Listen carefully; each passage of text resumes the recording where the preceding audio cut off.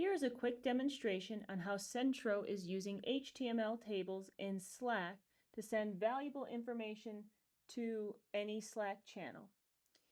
We can do it in two ways. First, you can configure the table in a flow. That's how we've sent these open cases to Hannah in this first post. I will walk through that one in a second.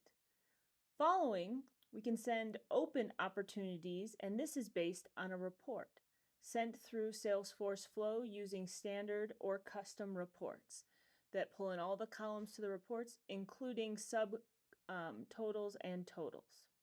Let's take a look at how to configure these two options.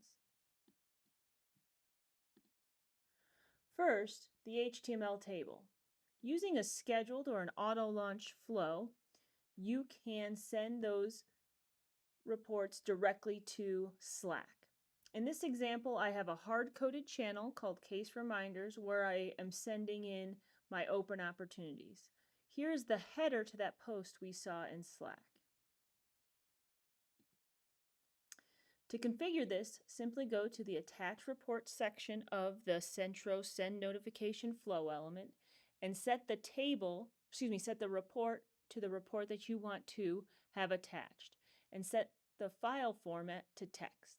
That'll allow you to send those HTML tables directly to Slack based on the report that you have set here.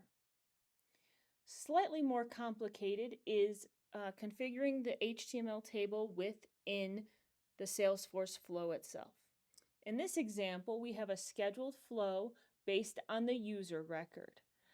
When that scheduled flow fires, we get all the open cases meeting my criteria, and I'm returning all records of these cases. So that's going to give me the list of cases that I want to return.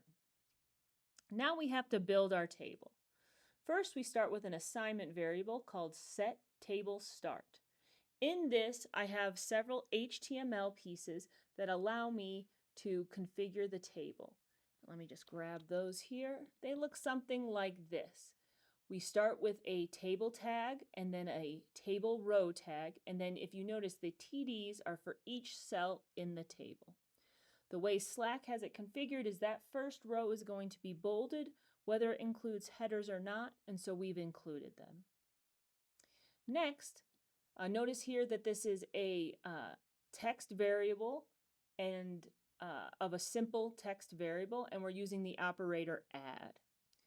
Then we loop through the cases so that way we can add the rows to each of the case. Next, in my set open cases assignment variable, I have that same simple text variable var list row, and I'm adding to it a text template of all the cases. We'll show you how to configure that in a second. Next, I'm adding whoever the case owner is in this element as well. That'll override each time it processes, but that's fine. Let's take a look at that text template. In the text template, you'll notice very similar functionality and syntax as I mentioned above for the headers.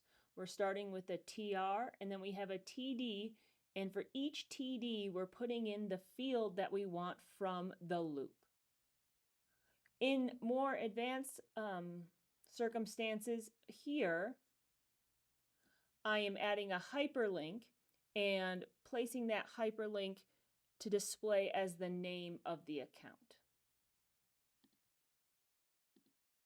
Once I've added all of my rows to my simple variable, in my set end table, I'm simply closing out my table tag with an add operator and the tag that ends the table with that /. Finally, in using the Centro Send Notification Message flow element, I've hard-coded my Case Reminders channel here. I've put in my header of mentioning the owner of the case and open cases title, and then I've added my simple variable of var list rows, and that will simply display in the rich text the table as we saw in Slack. That is an overview on how to send rich text tables to Slack using Centro. Please reach out with any questions.